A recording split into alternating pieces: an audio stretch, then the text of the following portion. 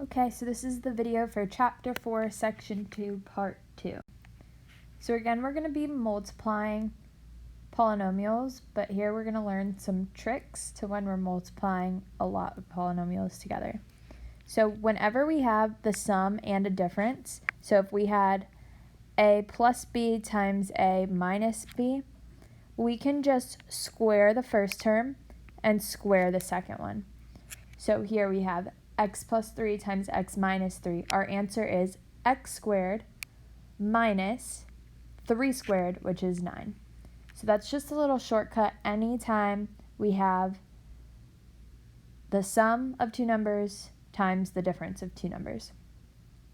Next, we have the square of a binomial, which, going back to the first one for this, if you don't remember this, you can always just FOIL them out. These are just like shortcuts, a faster way of doing it than like multiplying it all out. So the square of a binomial.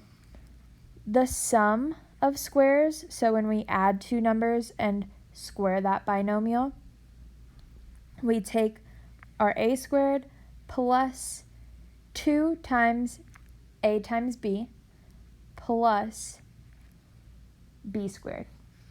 So anytime if we have y plus 4 squared, we have y squared plus 2 times y times 4, which would be 8y, plus 4 squared, which is 16.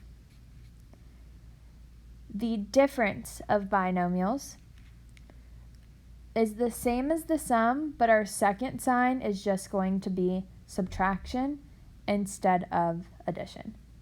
So again, anytime we have a binomial squared, we can always FOIL it out, but this is just a shortcut. So if you know this shortcut, it'll save you a lot of time. Third, we have the cube of a binomial, so a plus b cubed. We start with our a cubed plus 3 times a squared times b plus 3 times a times b squared plus b cubed. So a good way of thinking about this is we're always, whatever this number is, it's going to be how many a's and b's we're going to have at the start and at the finish. And then as you go, we decrease by our a's. So this would, now we're having 2 a's and 1 b. And then we would have 1 a and 2 b's.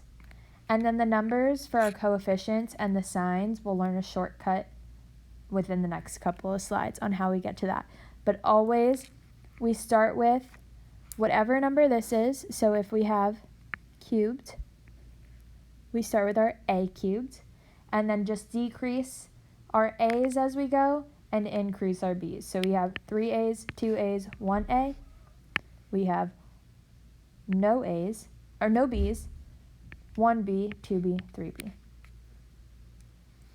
And then lastly, we have our difference of cubes. So when we have that subtraction sign in the middle, we just have to keep in mind that it's the same as the sum of cubes, but we have to change our first sign and our last sign there. So this is really helpful when you guys have your notes in front of you on your next quiz and test. This is helpful to have in front of you because it's just shortcuts. So example 5, proving a polynomial identity. So we need to prove the polynomial identity for the cube of a binomial representing a sum. So we just have to prove that this a plus b cubed is equal to a cubed plus 3a squared times b plus 3a times b squared plus b cubed. So in order to prove that, we're going to multiply this out. So we have a plus b cubed, so we have 3 of them. So times a plus b times a plus b. When multiplying 3 things, we always just want to start by multiplying 2 of them together. So this is a squared plus a times b, so we're FOILing now, plus a times b plus b squared. We can combine our like terms. We have an AB and an AB. So this is 2AB since we have two of them. So a squared plus 2ab plus b squared. Now we're multiplying this times a plus b. So every term in our first polynomial has to get multiplied to every term in our second. So we start with our a squared. A squared times a is a cubed. A squared times b is a squared times b. And then we move on to our 2ab. 2ab times a would be 2a squared times b. 2ab times b would be 2ab squared, because now we have two b's. And then lastly we have b squared, so this is plus a times b squared, and then b squared times b would be b cubed.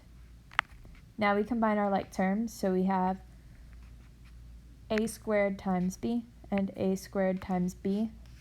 So since we have one of them here and two, we're going to end up with three of them. So a cubed plus 3 a squared times b. And then we have a times b squared and a times b squared. And again, we have three of them, so plus 3ab squared plus b cubed. So this is as simplified as we can get. And if we look back up at the start, it's the same exact thing as our identity. So the same thing from that chart, we can always just multiply it out, but this takes a lot longer than if we just knew what our shortcut was. So it's super handy to have those shortcuts so they can help. Next, we're going to look at B. Use the cube of a binomial in part A to calculate 11 cubed. So we're doing the sum of cubes here. So we need to think what two numbers add together to give us 11.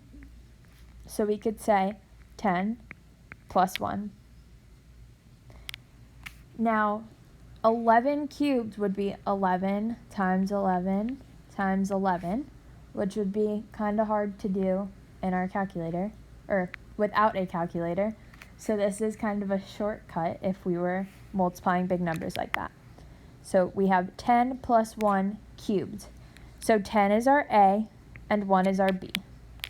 So we're going to start with 10 cubed. So I'm just looking at this here. Plus 3 times 10 squared times 1 plus 3 times 10 times 1 squared plus 1 cubed. So 10 cubed would be 1,000 plus 3 times 10 squared would be 100, so this would be 300, plus 3 times 10, which is 30, plus 1. So here we would get 1,331. So if we put 11 times 11 times 11 in our calculator, we would get the same thing. Yep, 1,331.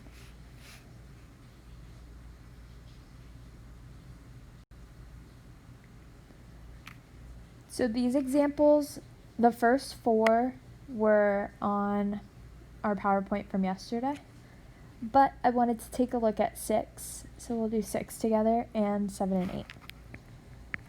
So 6, we have the difference and the sum. So we know a shortcut is to square our first term and square our second term. So we have 3t squared minus 2 squared. So 3t squared would be 9t squared minus 4. So we did that one, I'm pretty sure we did that one in the notes from yesterday where we FOILed it out. So this is a lot less work than FOILing it out. So if you check it with the notes from yesterday, you would see it took us a lot less steps today. So next, we're going to do 7. So we have 5a plus 2 squared. Here we have the sum of squares. So we know our sum of square formula is a squared plus 2ab plus b squared. So we're going to take our first term and square it. So 5a squared plus 2 times 5a plus, times 2. And then plus b squared, which is 2 squared. So 5a squared would be 25a squared. For the next one, we have to multiply our coefficients. So 2 times 5 would be 10. 10 times 2 is 20. So 20a, and then plus 4. So this would be our answer for number 7. And then for number 8, we have the difference of cubes. So we have xy minus 3 cubed. We know our difference of cubed formula is a cubed plus 3a squared b plus, I'll change the signs because I forgot that it was minus, but I'll change the signs at the end. So plus 3ab squared plus b cubed. Since it is the difference of cubes, we know that we have to change our first plus sign to a minus sign and our last plus sign to a minus sign. So now we can plug in. xy is our a and 3 is our b. So we have xy cubed minus 3 times xy squared times 3 plus 3 times xy times 3 squared minus 3 cubed. So xy cubed, this is like saying xy times xy times xy. We have 3 x's here, so this is x cubed times y cubed, since we have 3 y's. So x cubed times y cubed minus, same thing works for our second term here. We're going to multiply our coefficients, so this is 3 times 3, 9. And then we have x squared and y squared.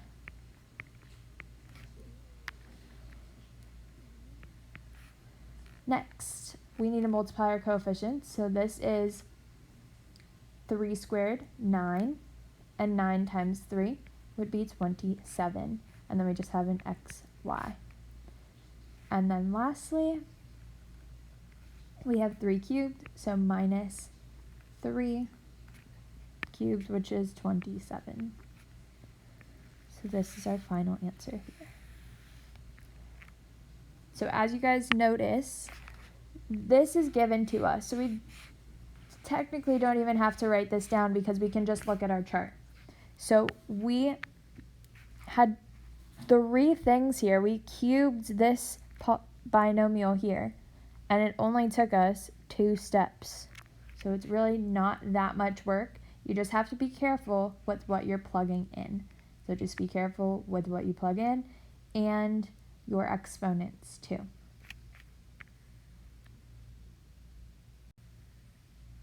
Number 9, prove the polynomial identity for the cube of a binomial representing a difference. So for this one, we're doing the same thing. We would just FOIL this out and we would get this answer here. We're going to use the cube of a binomial in part A to calculate 9 cubed. So we know 9 is 10 minus 1 cubed. So 10 is going to be our A and 1 is our B. So we're going to take our A and B and plug it in to our formula here. So we have 10 cubed minus 3 times 10 squared times 1 plus 3 times 10 times 1 squared minus 1 cubed. 10 cubed is 1,000. 10 squared is 100. 100 times 3 would be 300. Plus 3 times 10, which would be 30, minus 1. So 1,000 minus 300 would be 700, plus 30 minus 1, so this would be plus 29, so 729. If we did 9 cubes in our calculator, we would get the same thing, 729. But this is a shortcut in case you don't have a calculator. And if you remember your difference of cubes. Next, we have Pascal's triangle. So in Pascal's triangle, the first and last numbers in each row are 1. Every number other than 1 is the sum of the closest two numbers in the row directly above it. The numbers in Pascal's triangle are the same numbers that are the coefficients of binomial expansions as shown in the first 6 rows. So looking here, this is our triangle, this is our basic numbers. So we start with 1 on top. All of our edges are always going to be 1. We always start with 1 and end with 1. And then we add the two numbers closest to get that number here. So we would add 1 plus 2 and get 3. We would add 3 plus 3 and get 6. Add 1 plus 3 and get 4. So that's how we get the numbers in the row below us. So we add 2 and 1 and get 3. So we always start with 1, 1, 1. We would add 1 plus 1, get 2. Add 1 plus 2, get 3. So anytime if you don't remember your triangle, this is always how you would find it. Back in the day, when you guys weren't able to use notes on your tests, you would always just draw this up real quick, and then it would help you. So this Pascal's triangle helps you find the coefficients. So if we look at our sum of cubes, it helps you find the coefficients. You know you're going to start with 1, then you have 3, 3, and 1, because you always look at the third row in Pascal's triangle when you have cubed. So technically this first row doesn't count because it would just be any number to the power of 0, which is 1. So that's why we don't count it when counting our rows. So this would be to the first power. This is anything squared. This is anything cubed. So these are always your coefficients when you look at your formula. So if we had, let's say, our 6th row, we have to start with a to the 6th power, and we go in descending order from a. So next we would have a to the 5th power, then we would have a to the 4th power, then a cubed, then a squared, then a, and then a to the power of 0, which would just be 0. And then we have b. Well, a to the power of 0 would be 1, but then we start with b cubed, b to the 6th power over here, then b to the 5th power, b to the 4th, b cubed, b squared, just b, and then no b. And then now we can look at Pascal's triangle to find out what our coefficients are going to be in front of all of these numbers. So we have to add a row here to Pascal's triangle. We start with 1. Our next number would be 6. Our next number would be 15, then 20, then 15, then 6, and then 1. So we always start with 1 and end with 1. Here our coefficient would be 1, then 6, then 15, then 20, then 15, then 6, and then 1. So this would be our formula if we had any binomial to the 6th power. If we wanted to, we could find our formula for any binomial to the 7th power. We would do the same thing, but we start with a to the 7th. Then we would go in descending order. So we could always, always, always find what our formula is here. So if we had x plus 2, we would just plug in our x for a and our 2 for b, instead of having to FOIL out all 6 of them. So as your exponents get higher, it definitely gets easier to use your formula because it gets more work doing it the long way, this way.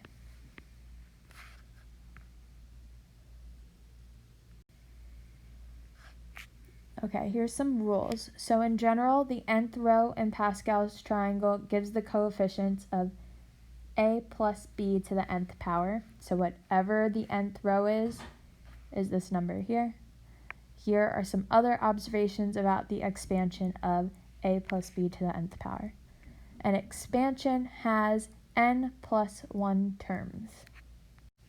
So if we start with, let's say, a binomial to the 4th power, our answer would have 1 more than 4 terms. So we would have 5 terms in our answer.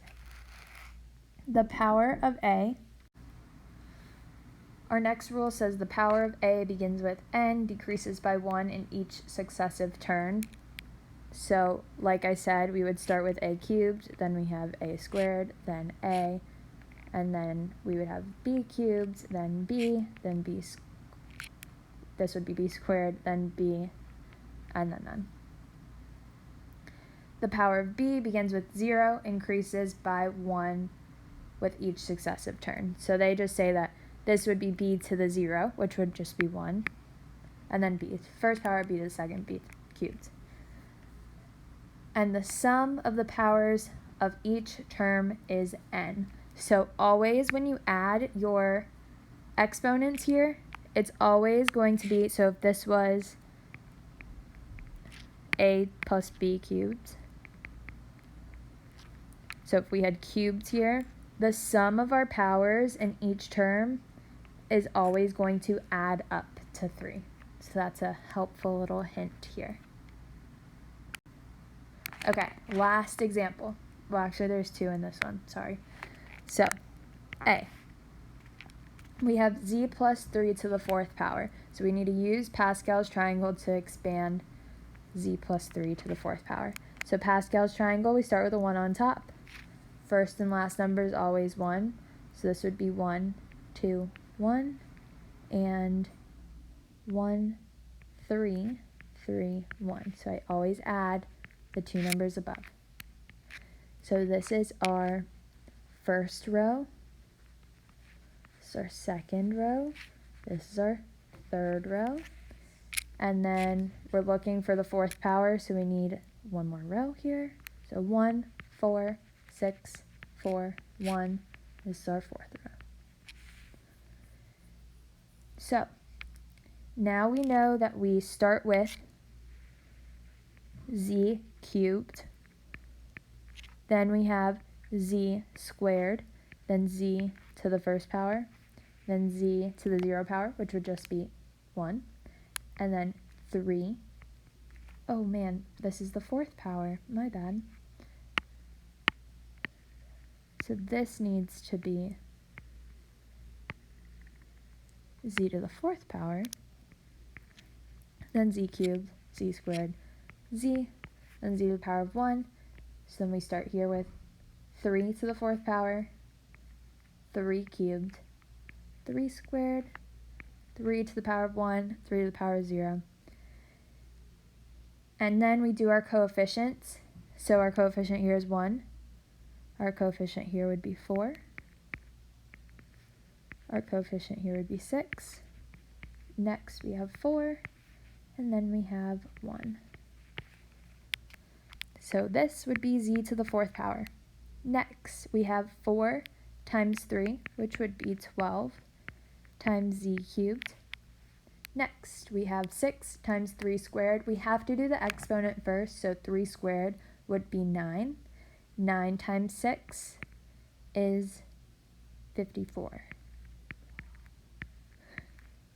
so 54z squared, plus 3 cubed would be 27, and 27 times 4 would be, 4 times 7 is 28,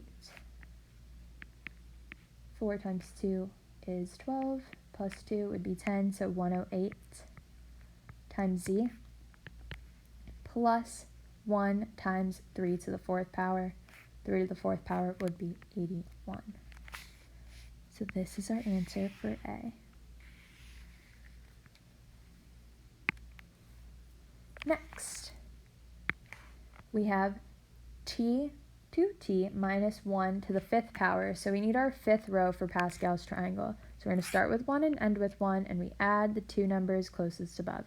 So 1 plus 4 is 5, 4 plus 6 is 10, 6 plus 4 is 10, 4 plus 1 is 5. So this is our 5th row. So these are going to be our coefficients. Next, we always start with our a to the 5th power. So this is 2t to the 5th power.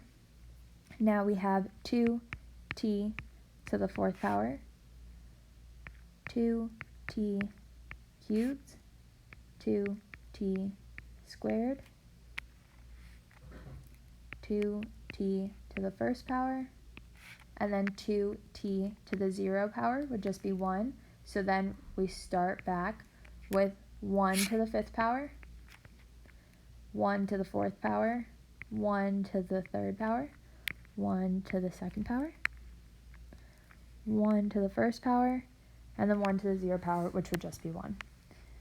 So looking at all of our coefficients here, they're always, not our coefficients, but our exponents, they're always going to add up to 5. So we have 5, 4 plus 1 is 5, 3 plus 2 is 5, 2 plus 3 is 5, 4 plus 1 is 5, and 5.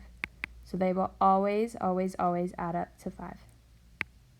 Now we need to add our coefficients in there. So we have 1,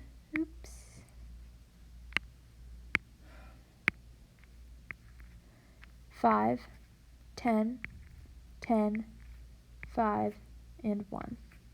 And then it's always plus here when doing Pascal's triangle. Okay, now we simplify. So 2t to the 5th power, we have to make 2 to the 5th power and t to the 5th power. So 2 to the 5th power would be 2 times 2 times 2 times 2 times 2. 2 times 2 is 4, 2 times 2 is 4. So this is 16 times 2, which is 32. So 32t to the 5th power. Next, we have 5 times 2t to the 4th power. So 2 to the 4th power would just be 16. And then 16 times 5. 6 times 5 is 30. 5 times 1 is 5. So this is 80. So 80t to the 4th power. Next, we have 2t cubed, which would be 2 times 2 times 2. So this is 8. 8 times 10 is 80t cubed. Next, 2t squared would be 4t squared. So 4 times 10 is 40t squared. And then lastly we have, not last, just kidding. So we have 2t to the 1st power, so we're just multiplying 5 times 2, so this would be plus 10t. And then lastly we have 1 times 1 to the 5th power, which would just be 1 times 1, which is 1. So this would be our final answer.